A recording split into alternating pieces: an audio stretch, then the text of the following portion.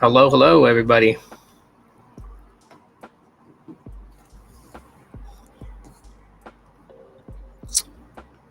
Hey, Gene, what's up, man? Welcome, man. Glad you're here. As you're coming in, feel free to say hello. Jeremy Dobson, welcome in.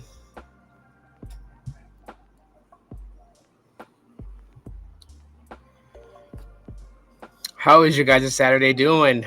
How's your weekend? Hopefully, you guys are doing great.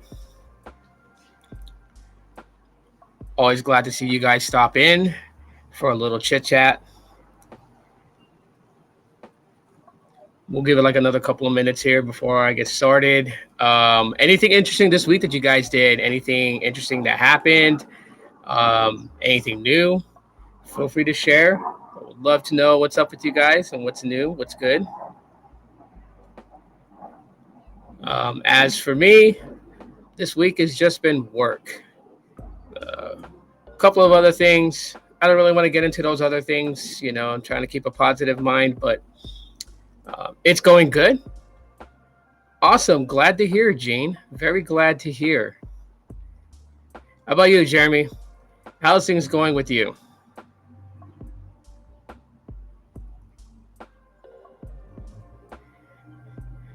Interesting thing, which I'm going to talk about later on in the podcast today, but I did, in fact, find my Pixel 4a, and I am currently using it right now, and been using it all day today, and going to continue to use it going forward. I know, right? Isn't it a great day to just relax? I mean, here, the last couple of days, the heat had died down.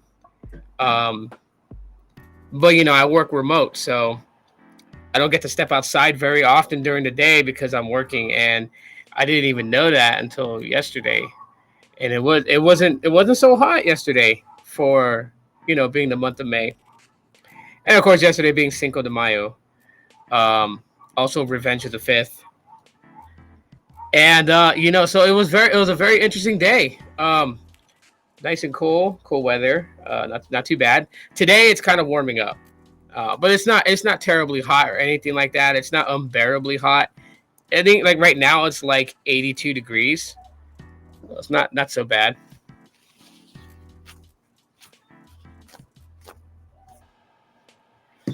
Not too bad at all. No temperature over 60 here yet. Oh wow, that's nice. Baby Yoda, welcome in, man. What's up? How were your last 2 days? How was your days for May the 4th be with you and Revenge of the 5th? How were your days?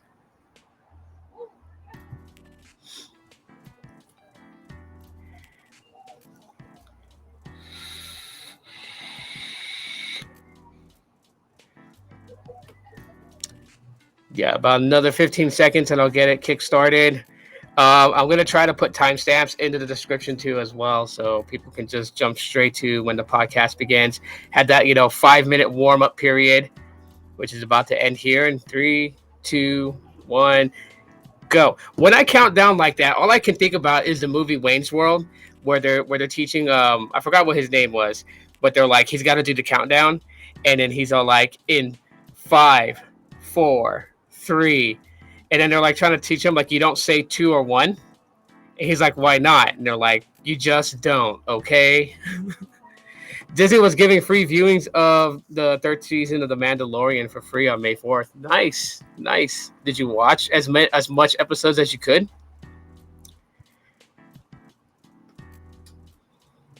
Michael, welcome in, man. Glad to have you here. Glad to have you here.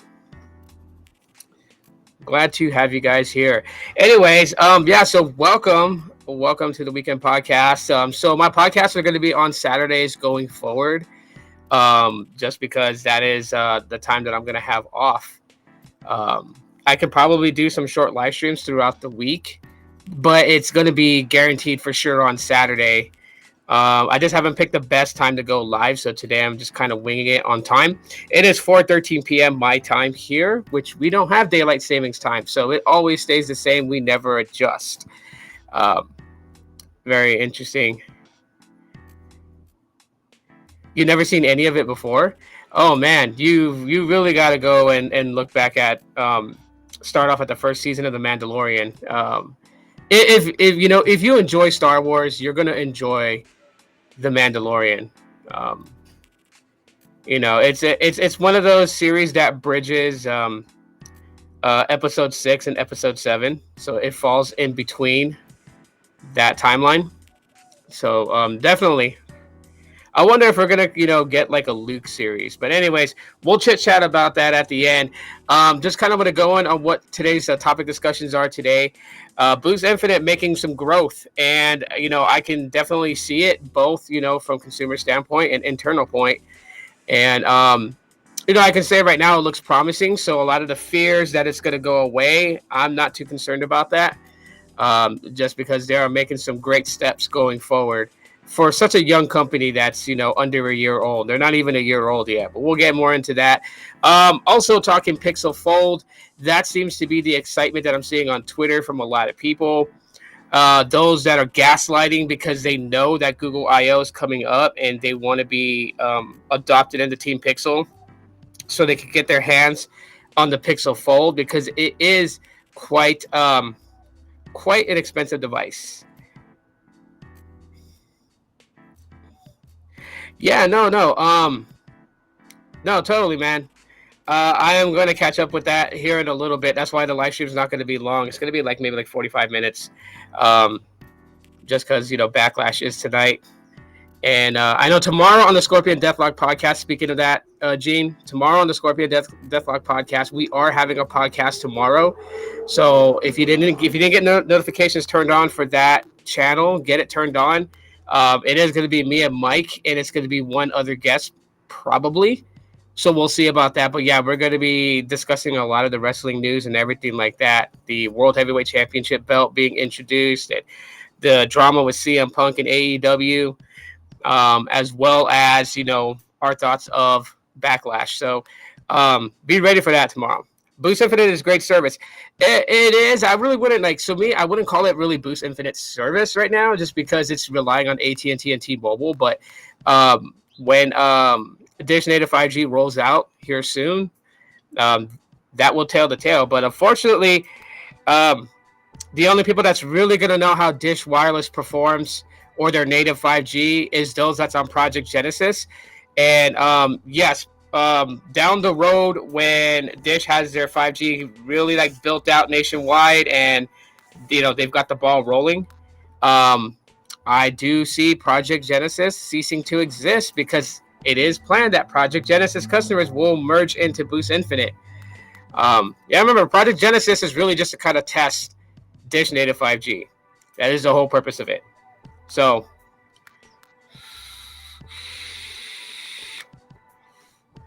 but anyways, Boost Infinite is showing some significant growth.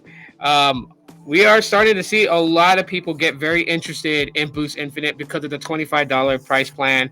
That seems to be one of the biggest things that when people call into Boost Infinite, that's like their main question. Like their huge question has always been that. It's always been, is it really $25? What's the catch? This type of stuff. Now,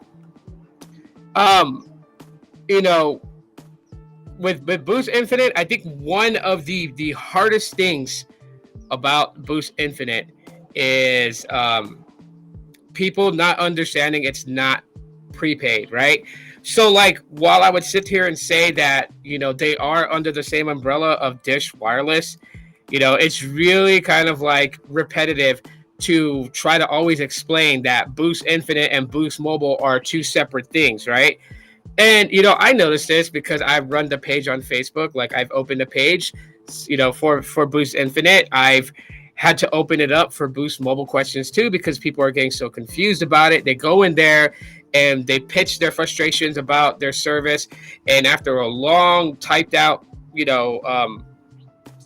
explanation, and then come to find out that they're on Boost Mobile Prepaid, which has nothing to do with Boost Infinite.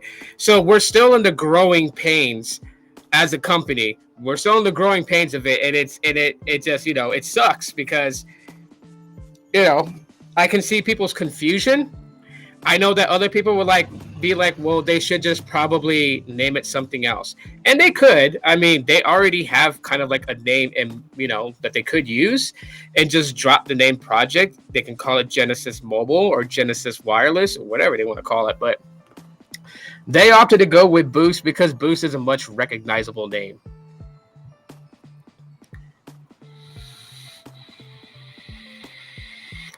Today's National Drone Day. Uh huh. Boost Infinite expands their customer service to Florida. I will get a job at Boost Infinite. It is a great place to work. But here's some of the growing pains, and I'm not one to hide away or sugarcoat anything, but I'm seeing a lot of people kind of post their frustrations about Boost Infinite, and some of them are valid, right? Like one of the most recent issues that Boost Infinite is facing right now is that some customers' accounts are kind of showing like they've used all their priority data when they haven't. That is a well-known issue. That is a flagged issue. They are working on it. Some people have already gotten their issue with that fixed. Some people, they're still getting to them, right? Nothing happens at a snap of a finger, and I kind of laugh when I see people so frustrated and so impatient about things. And of course, there's favorites, right? Like T-Mobile can have an issue, and people will hold on, and they need time to fix whatever problem there is.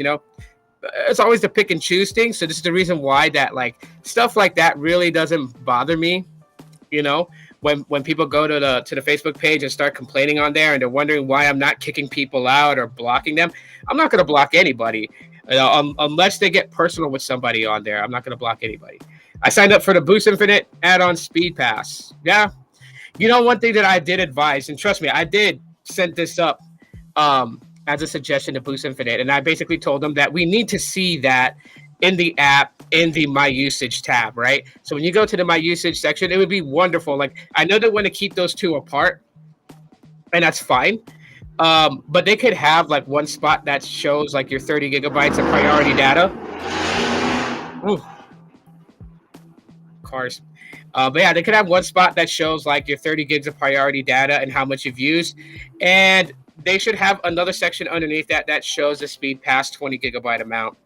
Honestly, I'm thinking about dropping out of speed pass only because my usage without Wi-Fi, and I posted on Twitter, my usage is not even hitting 30 gigs. So why am I even paying $5 for the speed pass to get an additional 20? This is something that I could add on if I really wanted it. So I'm kind of debating that, right? Because if I do add it back on and I add it in the middle of a bill cycle, I'm going to get charged for that bill cycle and the next bill cycle. And that's so, I'm contemplating it, but I am, I don't know. What's up, Sneed? What's going on? But anyways, yeah, Boost Infinite is they're well aware of that issue. They're well aware of some people's data being slowed. Not everybody's data was slowed. Like my data showed that I used over 30 gigs of data, and they said that it was showing that I was supposed to be throttled, but I didn't use that much data. And my speeds didn't slow down really. Like I was using my phone just fine, running speed tests just fine. So it's just really weird how that affected some people as actually throttling them, and some people did not get throttled. But they're on it. Like I said, it'd be wonderful if issues within the system was fixed with the snap of a finger, but that's just not how it goes. What I can say, without giving too much away, is that yeah, we moved to an entirely different systems going forward. So since that cyber attack, yeah. Oh, nice! You're getting fiber.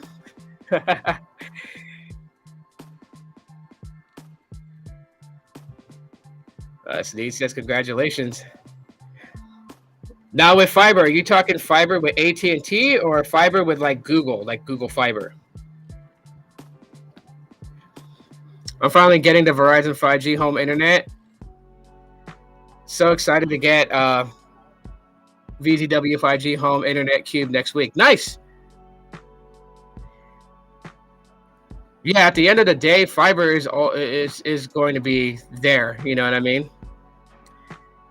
Regardless of how some people feel about fiber. I know that there's people that like extremely support fixed wireless access, but you know, fiber to me, fiber is where it's at. Um, a place that I am moving to, in fact, will actually have fiber connected to the structure, so I wouldn't have to actually have them come out and lay fiber from the main line to my building.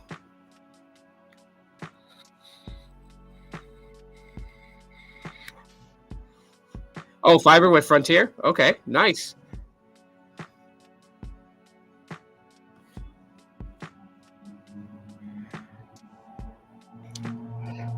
So that the craziest thing is like I've been using T-Mobile home internet for a while, and believe it or not, I'm working remotely, plugged into the Ethernet port on the gateway, and haven't had any issues at all being in any type of like video conference meetings, and even handling customers. So that's pretty good. That's pretty good. Um, you know,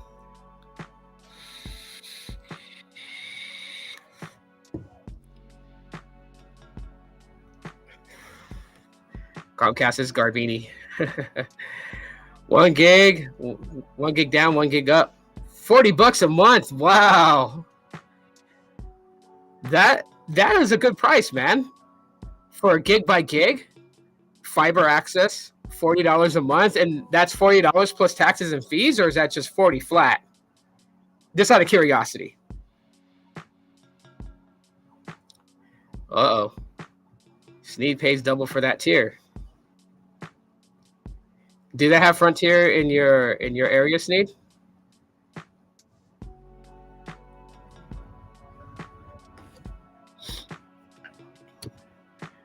But yeah, I've noticed that there's been more and more traffic with the contact centers with Boost Infinite, and it's really mostly just educating. It's mostly educating people because that is the biggest hurdle on the customer service side that Boost Infinite has to get over. And that's just people being familiar that Boost Infinite is a postpaid service provider, has nothing to do with Boost Mobile Prepaid. We don't handle prepaid accounts. If you're a prepaid customer and you called the 800 Boost Infinite number, if you got transferred, it's not because they don't want to handle you. Like I've seen some comments where people like, I called into Boost Mobile and they passed me to another rep. And I see the 800 number that they called into, and I'm like, wait, that's Boost Infinite's 800 number. That's not Boost Mobile's. If you call Boost Infinite and you're a prepaid customer on Boost Mobile, they cannot help you. Like they deal solely specifically with postpaid accounts, and that's it. They will transfer you over to Boost Mobile prepaid, or if you're a Ting customer, they will transfer you over to Ting. If you're Republic Wireless, they will transfer you over to Republic Wireless. They are not. They don't handle every aspect of the wireless side of Dish. They don't. Like Project Genesis customer service are separate from us too, even though they will be migrated into Boost Infinite down the road. Right now, they're separate because everyone that is subscribed to Project Genesis is Dish 5G beta testers. That's what they are.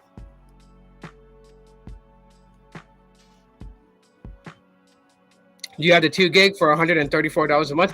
Why a significant jump? Blaze, it is 40. Oh, at a disconnected rate is $40. Regular price is $69.99. Oh, okay. So it's kind of like, okay, so the regular price is like $69.99, double that.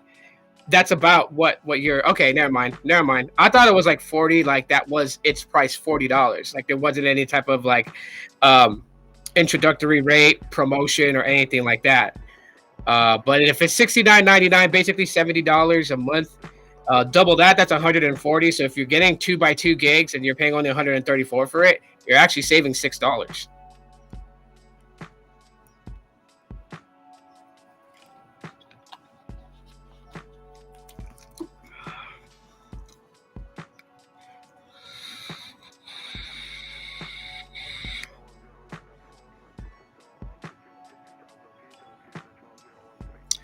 They're fully on their own connection. They're no longer using Verizon. Is that what you meant?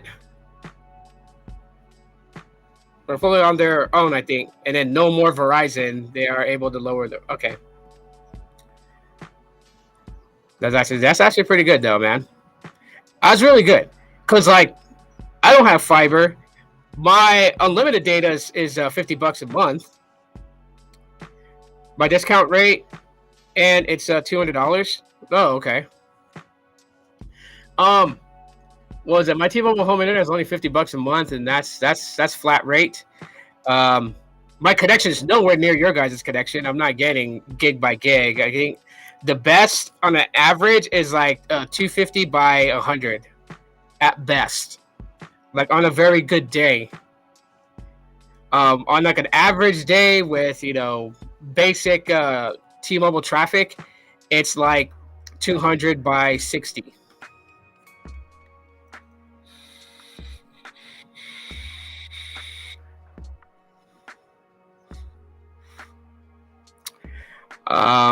But yeah.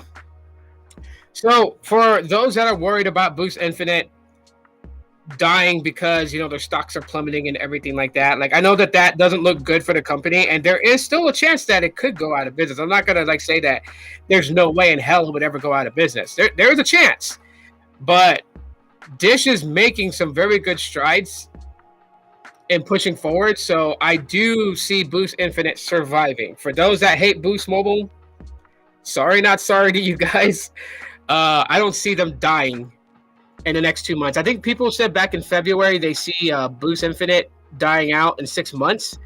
So we got another 2.5 months to go to see if that prediction is true or not. I had to do some shady stuff to get it. I think, to the way that prices are today with inflation and everything, I think all of us are willing to take a chance and, fib a little bit just to get a bit of a discount. So, hey, man, it's all good. It's all good.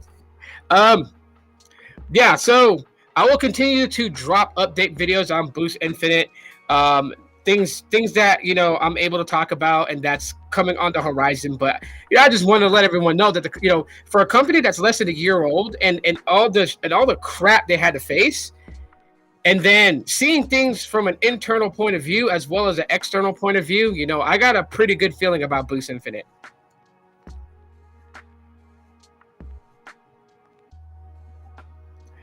Hey, Lawrence, welcome in, man. I haven't seen you in a while. You love your Boost Mobile service. It's cheap, affordable way to get AT&T. Nice. Yeah, ACP.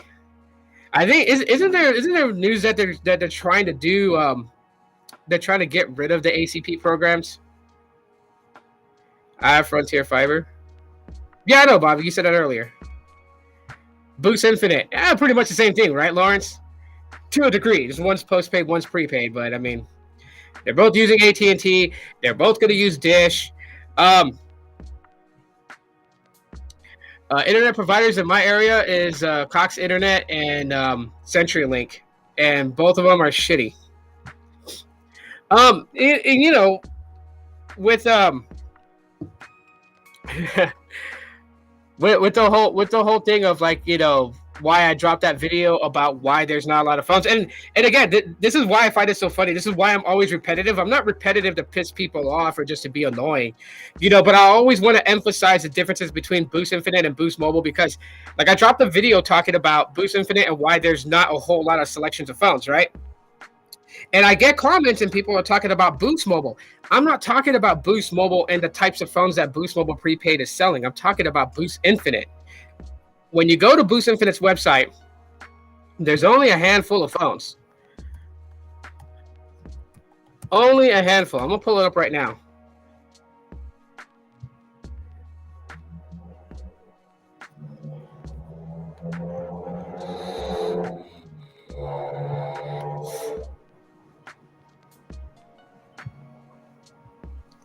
I don't need to share audio from the page because there's not really much.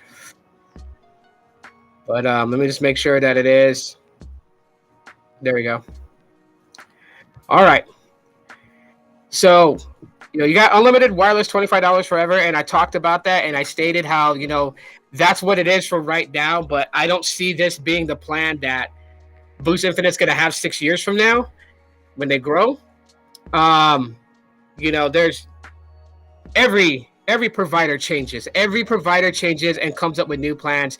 They try to create plans that they feel like fits their customers' needs, but also is lucrative for them. You know what I mean?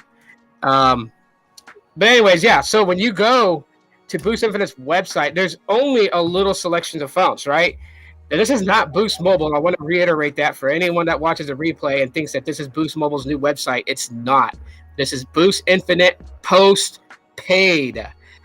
But as you can see, all we have to purchase from Boost Infinite: Samsung Galaxy A23, Motorola Edge Plus, Samsung Galaxy Z Flip 4, Galaxy S23, Celero 5G Plus, Celero 5G, Moto G 5G, Moto G Stylus 5G 2022 model. Those are the only devices, right? They had more before, right? I think they had like the S22 Ultra. At one point, they had that. They also had, I think, I don't know. I don't remember if they did carry iPhones. I think they did at one point, or I just could be sadly mistaken. But they only have these devices. These devices supports N70, like NR70, New Radio 70. These devices support that band. Like when I go into my Moto G Stylus 2022.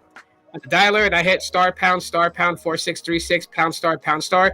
It brings up a hidden menu, and there's one that says 5G 4G, and I click on that, which is the very top of the list. It's above phone information, and it gives me every band that the G Stylus 2022 has access to. And in standalone bands, it has N70. In non-standalone bands, it also has N70, but you also have like N71, N66, N41. I think N38 and a bunch, N2. So, but these devices support that, right? And so they're going to support the dynamic switching. So that's something that I do want to kind of emphasize to those people that's interested in Boost Infinite. Because of the dynamic switching, you're going to have a device that can support all these bands in order to be able. Because if you have a phone that does not connect to Dish's, 5G bands, how the heck are you going to be able to switch to Dish's native 5G? How are you going to switch to it if your phone can't access it? Sadly, like people ask, does my Pixels connect to it? No. My Pixels do not pick up N70. Like, they will not pick up N70. It's not a supported band that the Pixel 7 and older picks up on. So the only band I think that those devices can pick up on, but it's LTE. That's band 29.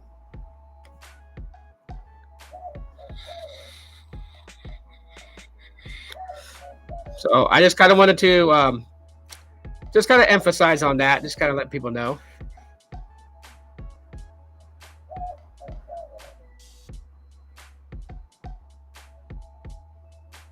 Well, so here's the thing, Jane.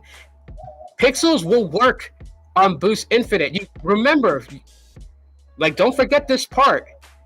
Boost Infinite is going to use Dish's native 5G as a fallback. It's using AT&T and T-Mobile because that's what it's using right now. There's only 120 cities that have active Dish network live. Sneed knows this because Sneed has it live in Cleveland. In his market, Dish is available. That's why he was able to join Project Genesis. He's connecting to native Dish 5G out there. But when he's out of an area where Dish is not prevalent, his phone falls back to AT&T or T-Mobile, I think. Right now, mostly everyone who is activated on Boost Infinite is on AT&T. Okay, there's very few customers that are active on the T-Mobile side. I know this because I can see.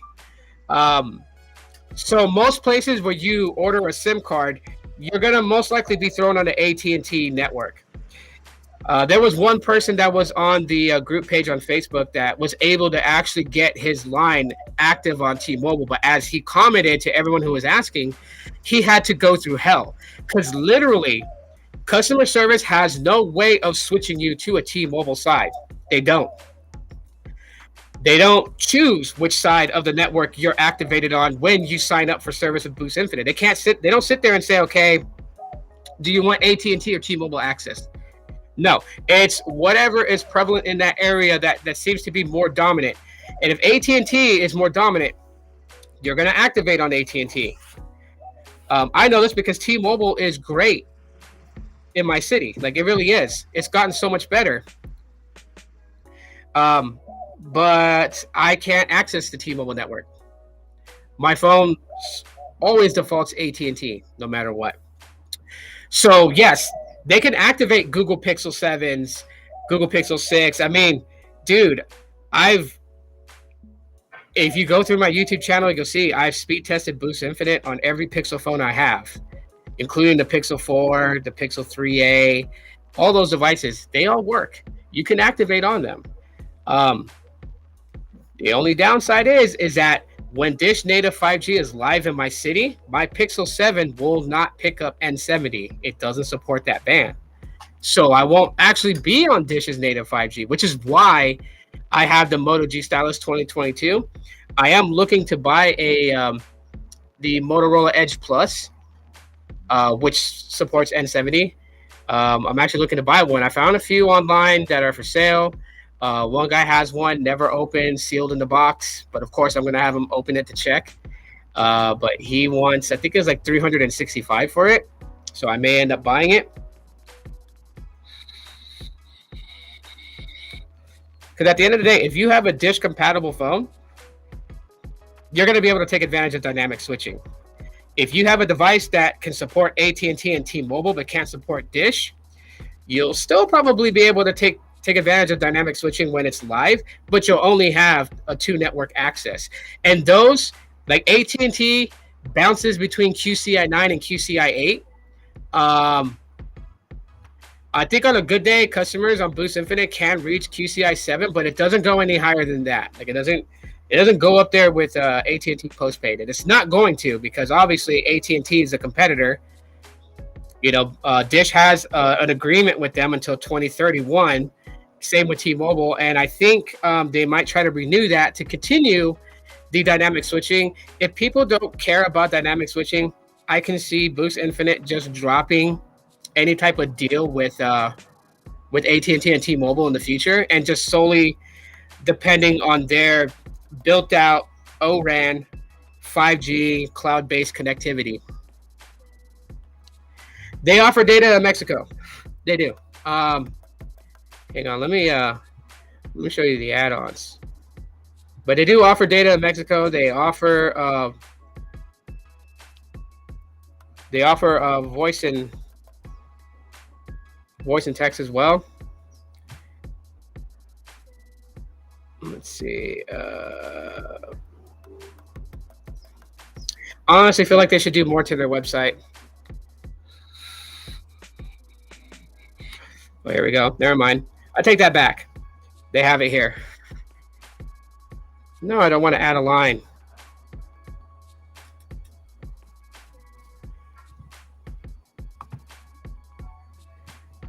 Okay, let's see. So there is international available. The international add-on allows you to stay connected with people you love worldwide. So this is actually going to be an add-on. Now, if you had Boost Infinite early on, then it'll work without the need of an add-on.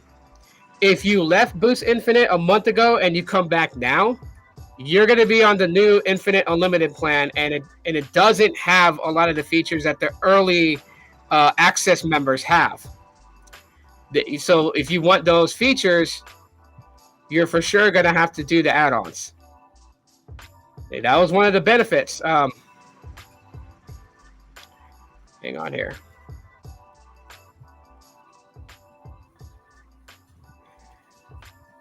Yeah, so you also have what's called the North America Connect. So that's just the international usage.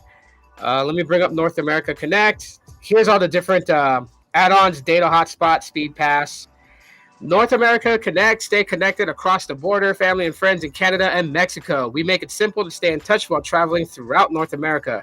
Here, you'll get unlimited talk and text from US to Mexico and Canada, unlimited talk and text across North America while roaming, 5 gigabytes of data while roaming in Mexico and Canada. So it's only 5 gigs. It's not unlimited. Hopefully that answers your question.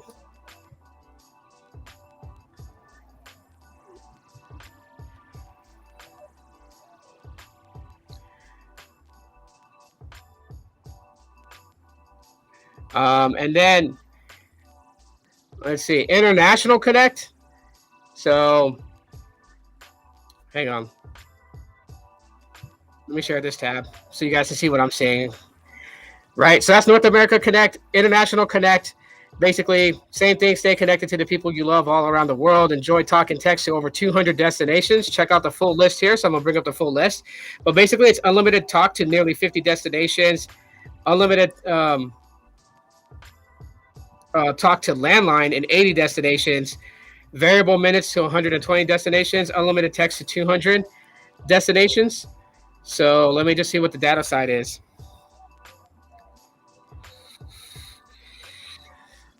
So this is just talk and text. Let's see. SMS, mobile minutes, landline minutes. Yeah, nothing about data right there.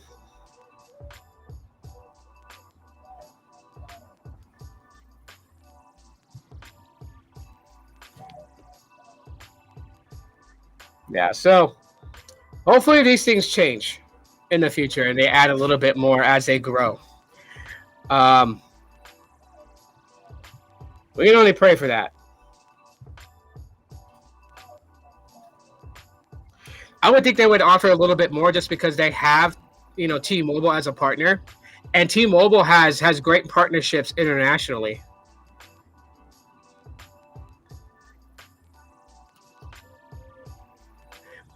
Cool, man.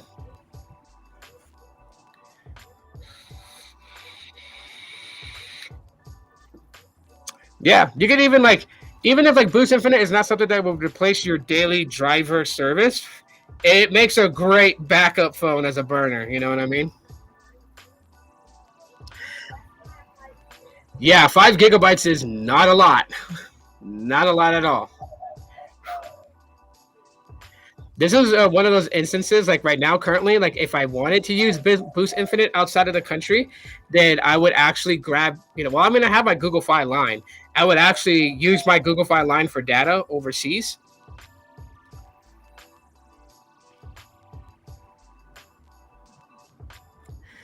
But yeah,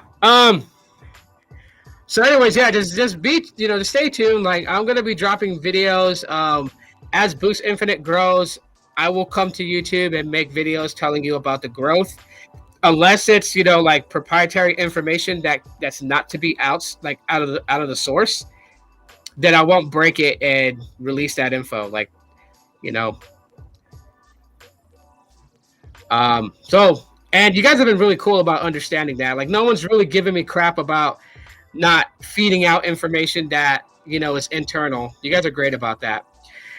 Switching off. Really quickly.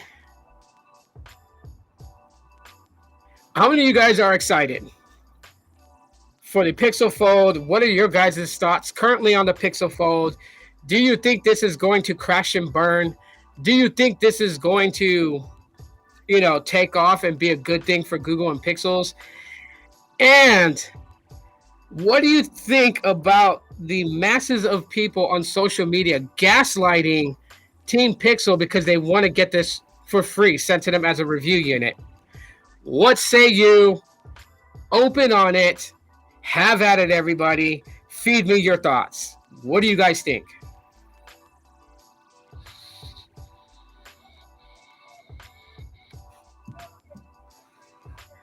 I mean, we are literally 4 days away from Google I/O. I don't want to say anything because my boss knows of my YouTube channel, but I really want to see Google I/O live. I probably won't be able to until I'm done with work, and I'm probably going to ignore social media for a few hours. That way, nothing spoils it for me when I do watch the replay of Google I/O. But do you guys think that the Pixel Fold is going to take off? There's a lot of people, in my opinion, that I feel like is out of touch with consumers. They're in touch with a lot of us geeks and nerds. They're in touch with a lot of us who are interested in the telecom industry and mobile technology. But I think they're out of touch with a lot of consumers, because there are some that literally look at this and say that it's not going to fare well. It's not going to do well out there. The only people that's going to have them are the Team Pixel people. And I'm not saying like customers are going to line up like they do for the release of new iPhones and stand there to get one, you know, at the only 2 Google stores in the country.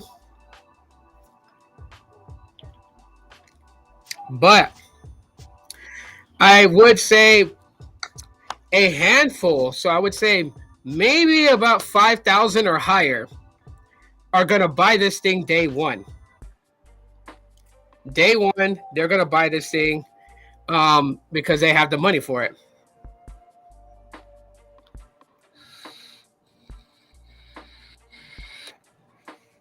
Well, we know it's $1,799. The pricing leaked. So basically $1,800 for the phone. To me, that's really pricey. I like Google Pixels a lot. I am not going to spend $1,800, well, $2,000, because you got to factor in taxes and fees and all that stuff. I'm not going to spend $2,000 on a Pixel Fold. Okay. If there was a great deal, like say it came to Boost Infinite and they were going to finance the phone, yeah, I'll probably have to go that route and finance it. But if it comes down at a very cheaper price, 2, I'm probably Chris Perillo's worst nightmare, because he doesn't believe in the holding on to tech. I do, because I like to make throwback review videos of a device and show you guys how it aged, right? Seeing a new device come out from Google doesn't tell the tale of how the Pixel experience will be, but looking back at older devices that were released by Google tells the tale of how these phones are going to age. And when I look back at older phones, I mean, you guys see me. I post on Twitter and stuff on all the time, like, hey guys, I'm using my Pixel 2 XL because I really like using the phone. And you're like, a 2 XL, man, holy crap, that's like what, 2017? Like, yeah, really like using it. Using my Pixel 4, like Pixel 4 is the most googliest phone out there, and I like using it. Using my Pixel 4a right now, you know. So seeing a device age tells a tale of what to expect from a newer device from them when you buy it. An idea of how it's going to age for you, if you're going to get your money's worth out of it. All those things comes with holding on to a device. So I won't trade in a device. Like if they're like, hey, yeah, you can get the Pixel Fold and get, you know, $900 off if you trade in a Pixel 7 Pro, $700 off if you trade in a Pixel 7. I'm not trading my Pixel 7. One, I would never trade my Pixel 7 because it was a gift by those of you in the community that gifted it to me, when you guys hooked up with Carlos and did that whole surprise. So that's one thing I will never get rid of. I will never trade it. I will never give it away. I would never sell it because it was a gift from you guys. Secondly, if I bought it out of my pocket, I wouldn't want to get rid of it. I didn't get rid of my Pixel 6. My wife is using it again. But I didn't get rid of my Pixel 6 at all. Still have it. Optioning Pixel 6a, more than likely, after I get a Pixel 7a. Because I do want to get the Pixel 7a, but I'm definitely already got my savings started for the Pixel 8. And I'm buying 2 of those when they come out in October, November. One for me, one for the wifey. And that's where I'm going from there. So, no, I will not trade in any of my devices to get a hold of the Pixel Fold. But I am excited for it. Google I/O, they're definitely going to show this. They're definitely going to talk about it. I know for the fact the top visitors at Google I/O with, you know, the priority press passes are definitely going to get this thing and be able to walk off Google I/O with it and be able to start, you know, prepping their videos for when they're allowed to start showing unboxings of it and initial first impressions and all that stuff. And at the same time, too, we're also looking at the Google tablet coming out. And that's crazy. $200 is max I would pay for any phone. Okay. Um, so basically, like when it comes with like newer devices, like say like you wanted an iPhone 14, you're literally gonna wait a couple of years before you get one, or hope that somebody is naive enough to want to get rid of their brand new iPhone, and so they go ahead and um, put it for sale at $200 and take a loss.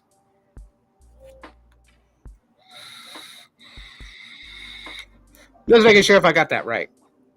Because me personally, it just depends. So something like this, I'm gonna have to wait years until I find somebody that is gonna sell this thing for $500 or less. 500 is the max I will pay for this thing. Okay. If it's like heavily used, 300. And that's reaching. Someone's going to say that I'm crazy and stupid for thinking that, but that's just me. So that means if there's not ever a Pixel Fold that falls in my price range, it means that I'm not going to have one anytime soon. Right? The only way I'm going to have this thing is if either I finance it through my cellular company, or some magical thing that the planets align, the stars align, and Google's like, hey, here's a person that we should bring on the Team Pixel. He'll be a class of 2023 Team Pixel, and they send me out this device. That's the only way I'm gonna have this device to be able to test, review, and give my thoughts on it. Other than that, I'm at the mercy of everybody else that I chat with that is on Team Pixel that will more than likely get this device. I think they will. I think after Google I/O, I think this year is a good year for Team Pixel. I honestly feel like that this year, the first care package coming from Team Pixel is going to be the Pixel Tablet 7a and Fold, right? And then at the end of this year, they're going to get the Pixel 8 Pro with the Pixel Watch 2. And maybe the next generation Pixel Buds, if that's a thing that's coming out. So this year is a great year to be Team Pixel. It's a great year for me to be another one that's on the outside looking in. But I'm okay. I'm not gonna gaslight the shit out of Google and everything like that. Like, I'm not doing that. I feel like that it makes me look stupid. I feel like that, they know who they want, and if I'm not someone that they want, face facts, I'm not someone that they want, and I'm okay with that, But yeah, that's the only way I'm gonna be able to get a Pixel Fold. Financing it, or some divine reasoning, they bring me in a Team Pixel. That's it. But me, just based on the way that it looks, based on the size, based on the camera visor, hardware, it looks great. In my opinion, it's smaller. It's not a very tall phone. So that's good. When it opens up into a mini tab, which mini tabs unfolding from, a small phone, something that I always felt was good, right? With what's that? What the hell is the name of that Kyocera device that was like that? Oh, I can't remember its name. I know it's a Kyocera. It didn't have a foldable display, but it was a foldable phone. You folded it closed, it was a smartphone. You opened it, I think it was a trifold. You had two folding ends, like an accordion style, that when you opened it up, it was a mini tablet. You're hoping to get on Team Pixel? Yeah, man, you have every chance of getting on Team Pixel. You got to just beef up your channel. You got to have the views. The views is going to be the ultimate thing that gets you into Team Pixel. If you are averaging 5,000 views a video, you're going to get in like Flint, because they see it as 5,000 potential customers that trust and watch you, right? That is probably like the biggest thing that holds me back from Team Pixel. So like my view count, I like my view count and have no problem with it. But to them, they probably look at my like 150 to 200 to very seldom it reaches 1,000. And they're like, yeah, no, this guy's not a fit for us. Whatever it may be, I'm totally fine with it. The Pixel Fold may or may not be good.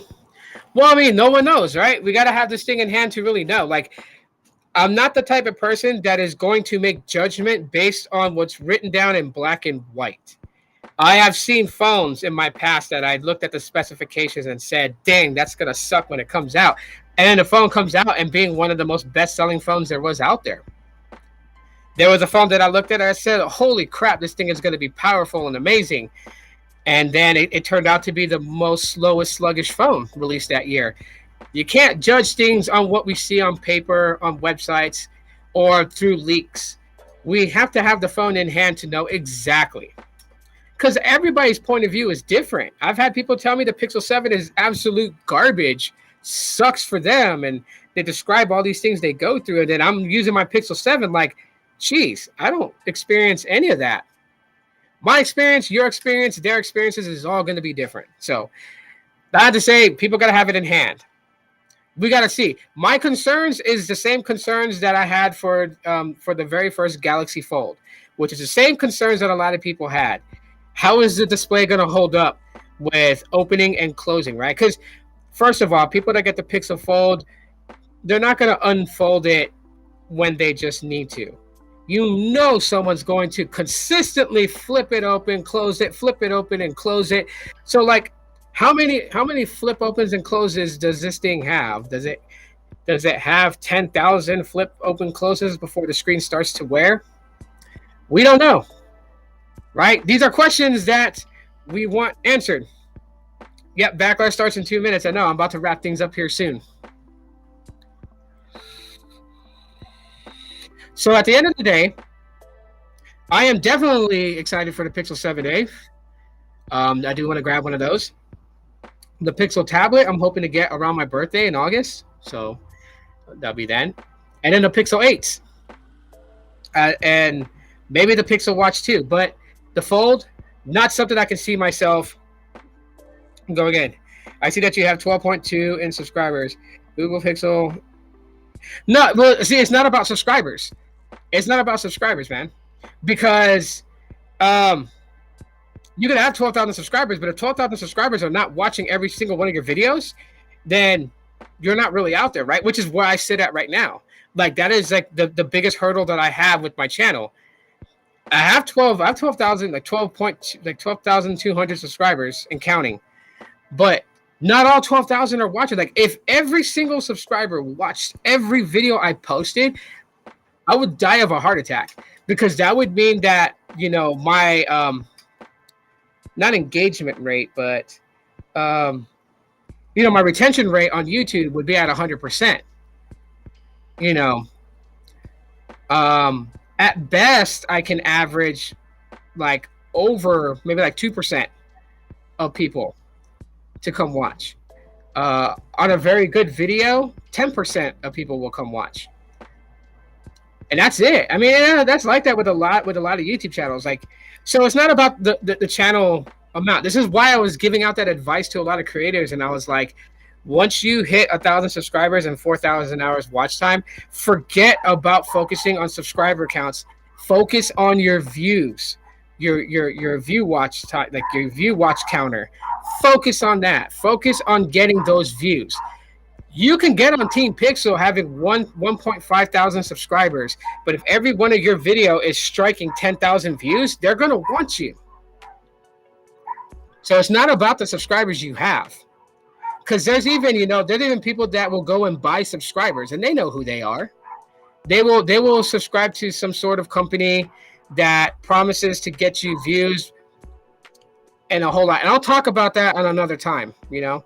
I'm not saying that there's anyone that I know that does it. I'm not going to point fingers at anybody, but that is a known thing. You'll know if somebody's doing it. Like, for instance, I think, was it like 2 years ago, someone said that I was doing that.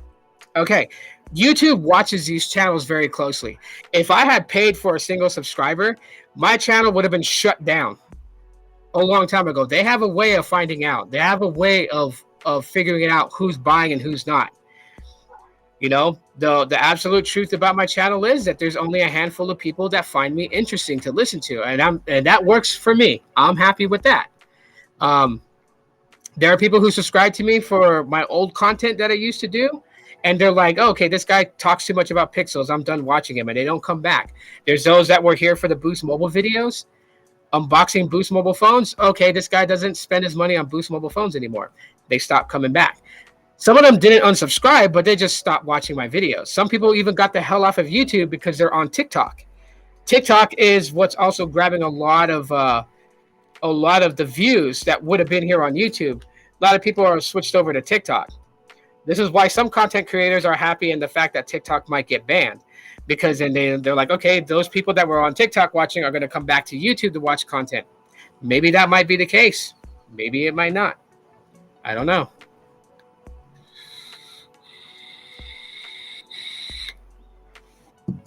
But yeah, I'm about ready to watch Backlash. Remember, tomorrow on the Scorpion Deathlock podcast, myself, Mike, and a special guest, if that person joins in, are going to be there. So it's going to be a 3-panel, maybe a 4-panel. I'm gonna talk to Mike later tonight, figure out if he wants to like invite people that's in the chat to come on and talk. But we are talking about this subject. We are talking about the World Heavyweight Championship return and the tournament for the World Heavyweight Championship. We are talking about Backlash, what we thought of Backlash. We are also going to be talking about the CM Punk drama with AEW and CM Punk's return to AEW. All that in tomorrow's podcast on the Scorpion Deathlock podcast. I'm going to drop the link to that here real quick. Let me go ahead and get it up. And that way you guys can subscribe to it right now. Turn on notifications so you guys are notified when we go live. I know Mike is going to the movies tomorrow. So after he goes to the movies, we will be doing the podcast for, I want to say at least an hour or so. We'll be doing the podcast. So that is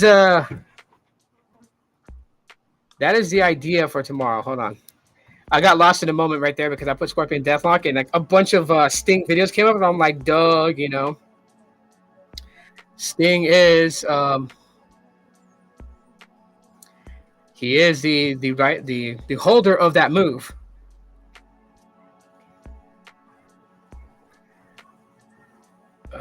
Hang on.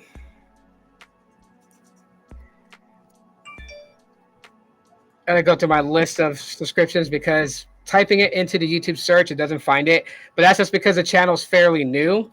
So we don't have a lot of content circulating. We need to. And we're gonna make that happen as we go forward. But let me find it. There we go. Scorpion Death. That's right. It's all one word he put it as. I always space them out for some dang reason.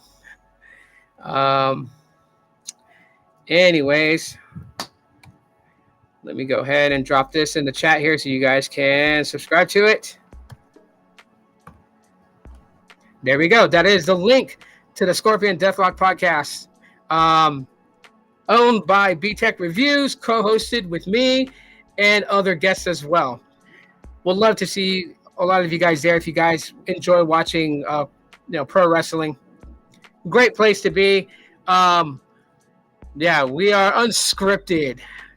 We have a different outlook on professional wrestling. So we're not here to sell you on gimmicks. We may throw some puns here and there and some jokes and stuff like that, but definitely not going to be blowing smoke up anyone's ass, but really just kind of calling it as a fan. And that's what I am. I'm a fan of WWE. I am a fan of AEW, Impact Wrestling, Ring of Honor, New Japan Pro, Lucha Underground. I'm a fan of pro wrestling. And I would love to see you guys there. So please subscribe to the channel. Link in the description. Turn on notifications so you know when we are live and you can come join in and watch. I'm going now to watch Backlash. Thank you guys so much for joining in on today's podcast. Appreciate you guys. I'll see you guys next Saturday. You wish Sting and Bret Hart would wrestle? I wish that Sting and The Undertaker would have wrestled, but that might be something I might throw in tomorrow. I might ask Mike to throw that in there. But yeah, thanks for being in here. I love you guys very much. Be safe out there.